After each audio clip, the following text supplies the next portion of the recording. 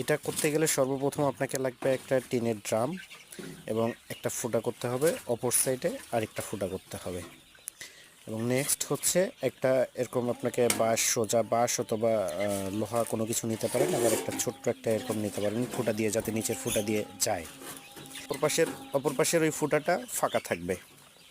দেন আপনি এখন কাঠের গুঁড়া দিতে পারেন, কাঠের গুঁড়া দিয়ে এটা ভর্তি করে নেবেন, ভর্তি করে নিয়ে এবং এটা ঠাসে ঠাসে খুব শক্ত করে দিবেন যাতে অল্পতে ভেঙে না যায়। এভাবে দিয়ে একটু লাঠি বা কোনো কিছু দিয়ে এভাবে বাড়ি দিয়ে করে নেবেন। এরকম লাঠি দিয়ে এটা করার পরে যখন শক্ত হয়ে যাবে তখন আপনি এটা পুরোটা এভাবে ভর্তি করে নিয়ে নেবেন। পুরাটাই ভর্তি করে নিয়ে নেবেন। তারপরে হচ্ছে